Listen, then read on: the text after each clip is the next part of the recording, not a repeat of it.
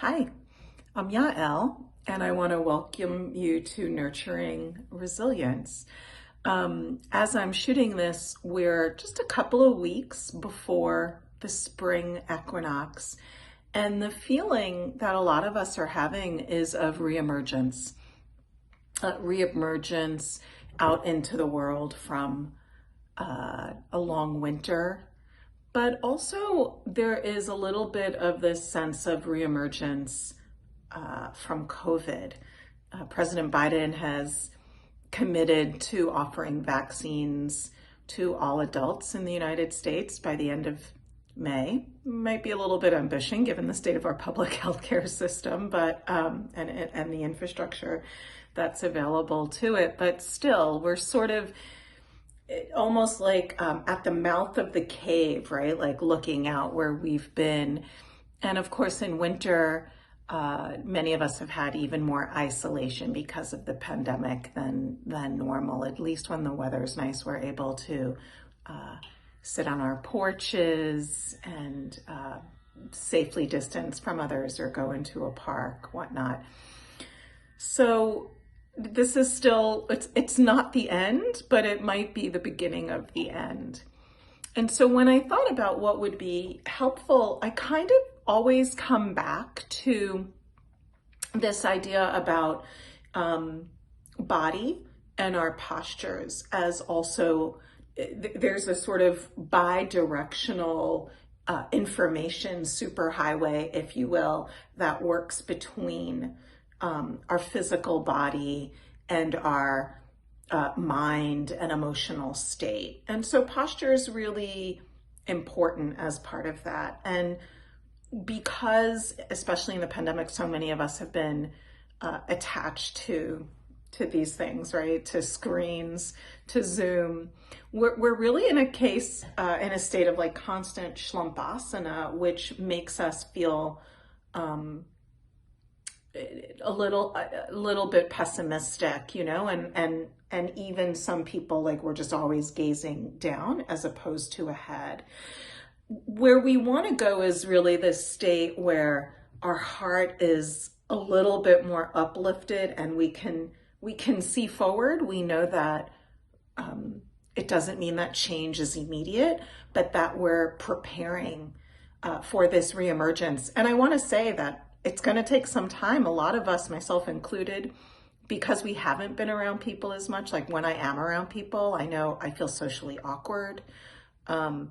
Sometimes I find it exhausting. I was with a dear friend taking a chilly walk this week, and I found I love her, and I couldn't take more of her than the hour and 20-minute walk. I sort of made up an excuse and left because I felt like I was in sensory overload. It's just exhausting. Like, we're not used to processing being around each other. So we do have to prepare for this as well, for this reemergence. So for this practice, you are going to need a wall space. In this room, all I have is my door. So you're going to see me do some stuff against the door. And I know the camera angle isn't perfect. So I'm asking for your forgiveness, and I'm hoping that my verbal instruction will be enough. And the thing that you will also need for the most fun part of this sequence is a yoga strap. You can do everything else without a yoga strap, but a yoga strap will greatly, you'll see, I'm going to give you something that looks really silly, but that you can do while you're on Zoom calls. I'll explain a little bit more to help improve your posture in sort of a restorative way, an effortless way, once we have the strap attached. Okay, so the first thing that I want to invite you to do, and you won't need your strap for this, is I'm gonna just take off my jacket, and I'm gonna head to the wall or to my door. I'm gonna put my chair back here because we're gonna use it later. So we're gonna do mountain pose, and I guess I could come up front. I mean, mountain pose is essentially just standing, right, in place. But for this, because a lot of us are sort of in Shlombasana, or our head is sort of really forward, having the wall behind you is really helpful. And you're just gonna stand with everything by the wall, including your head. So you might find that there's, a very unattractive double chin forming as you press your head back. But we're also gonna think about, and again, I just wanna show you this, you're not really lifting everything up and the bum back, you're knitting in the ribs. And just depending on how it feels for you, you can also play with inhaling the arms up and exhaling them down. And by the way, this is something that you can do just on its own. They do say it's really good every hour to take a break. And so this might be your 1 minute yoga break. So we're just standing here by the wall or by a door.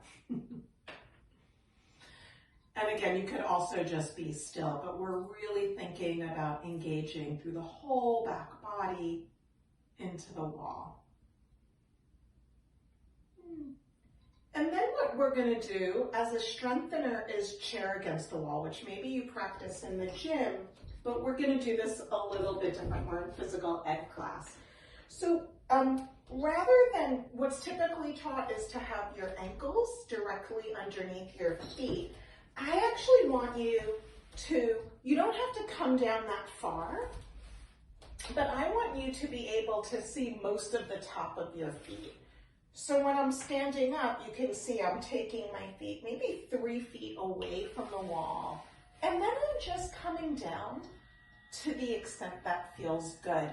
And I could be up to 90 degrees, but I certainly don't have to. And I could feel in this pose, for example, the back of my head is not on the door. And so that's where my work also lies. And again, we're just gonna hold this. You could hold it for 30 seconds, for a minute. You could hold it for a little bit longer, whatever feels good. But first do make sure, because I also have knee issues. I want you to protect your knees. And in fact, this will also strengthen all the muscles of the lower thighs. And then also make sure your low back and the back of your head is up against the wall. So that's 2. And then we're going to either come to standing or seated. And what I want you to notice about my seated setup is I have some blocks there. And the reason for that is that I'm quite short, and we really want our knees to be at hip height or even a little bit higher. That will be the best for your low back. So if you're short like me, feel free to take a couple of yoga blocks. This is also going to help you just at your chair, at your desk. This is my setup for my desk. I'm going to sit towards the edge, so not by the back. And I'm just going to do a chest lift. And then I'm going to lower. Okay, I'm gonna turn just so you could see this. So this is something that comes from belly dancing, but many yoga teachers will say if you do something 500 times, eventually it will be natural. So this would be the Shlombasana posture. I'm just lifting up my chest and I'm lowering it. Lifting up my chest and then I'm lowering it. Lifting and lowering it. And so you might imagine that your sternum, your breastbone, has a rope. Lifting and lowering. Lifting and lowering. I'm not squeezing my shoulders back in order to lift, although as I'm lifting and lowering, there's 2 muscle groups that are being strengthened on both the front and the back of the body.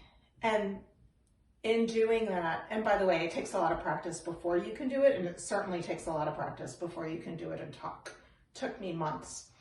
The 2 muscle groups that I'm using are both the muscles of the upper belly, the solar plexus, But there is also a feeling of squeezing right at the back of the heart. And in doing this, I'm actually also strengthening all the muscles around the shoulder blades, the scapula, anterior serratus, for those of you that are anatomy geeks. So you could do this once or twice, or you could work your way up to 10 times, maybe do a few sets, or maybe just set your time for a minute and do this. And it's really in a somatic way saying, I'm available, my heart is lifted, I can radiate good energy, but I can also accept it. Okay, so chest lifts. Again, you don't have to do those sitting down. For some of us, that might feel better to do standing up. And so I just want to show you that. Again, I'll just do it from the side. So you can see I'm not moving my shoulders. Okay, and then this next one, we have also a choice. You could do this against the wall. We're gonna do also something for serratus, for those muscles around the shoulder blades. And it is sometimes called serratus push-ups or lizard push-ups. You can do it from a plank position. You can do it against the wall if you want to. Maybe I'll show that to you first. And what it is I'm going to extend my arms all the way out, and then I'm gonna, without moving anything except for the shoulder blades, I'm gonna squeeze the shoulder blades, and then I'm going to try to take the shoulder blades apart. Side view, squeeze the shoulder blades, nothing else in my body is really moving. Take the shoulder blades apart, squeeze the shoulder blades, take the shoulder blades apart. This is an area where if you get a lot of upper back and neck pain, usually these muscles need to be strengthened. To do it against a wall, you would just lean towards the wall, squeeze the shoulder blades, press the shoulder blades away. So you're very slightly doming through the upper back. Squeeze the shoulder blades, moving the shoulder blades apart. And again, here, maybe you would start with doing just a few of these, and you would work your way up to maybe 3 sets of 10. You could also do that same movement in tabletop. Okay, and for those of us that are at risk for lymphedema, tabletop for you might have blocks underneath your elbows, especially if the lymphedema, if you've had breast cancer surgery and the lymphedema is in the arms. So I'm gonna just demonstrate. I'm squeezing my shoulder blades together and then I'm rolling them out. So I'm not doing cat and cow, right? This is cat and cow. My pelvis isn't moving. I'm keeping my belly tone, and really I'm just trying to access these little muscles. By the way, a wonderful thing to do if you've got a playground near you is to go to a monkey bar and just start playing, even with your feet on the ground. Take a low monkey bar and just get used to taking the arms overhead, and eventually just work your way up to hanging off of the monkey bar for about a minute. That's gonna do a lot of the same thing as these lizard push-ups or scapula push-ups. For those of you dudes who are much stronger, the full version, right, would be like this. So this is really those of us that have shoulder mobility issues. That one is going to be totally, totally awesome. Again, maybe just doing 3 sets of 10. Okay, now I would like to teach you how to do something that's called angel wings. And I don't recommend you do this when you have Zoom calls because it looks ridiculous. But it's, and you're gonna see why in a second. Okay, so I'm taking my yoga strap and I'm just gonna take the strap to about the level of the armpit. And I'm gonna make sure the straps are pretty even in front of me. Okay, and then with great dramatic flair, I'm just gonna throw the straps down, okay? And kind of, I'm gonna hold them again. They're not completely even, but that's fine. And so side view, I want this to be pretty tight. So you can do this over a shirt or even over a bra. And then what I'm gonna do is I'm gonna switch the holdings so that the strap that's around the right shoulder is now in the left hand. The strap that was around the left shoulder is in the opposite hand. And you can see how this forms a cross back behind me, or an X shape. And then I'm gonna take the strap, and you might, like me, need to adjust it. And I'm gonna go ahead and strap it in. So, I don't know, is it appropriate to say it looks like my boobs are on a serving platter? Because that's what it always makes me feel. You want this to be pretty tight. And then, you know, if you wanted to, you could do your standing yoga poses, right? Whatever they are. But this, you could also just be at your computer and typing.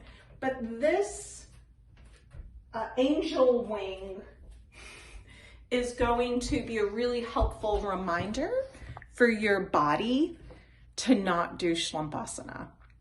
So I hope that that you've enjoyed this. You can, by the way, you could hang on to your angel wings for up to 2 hours a day.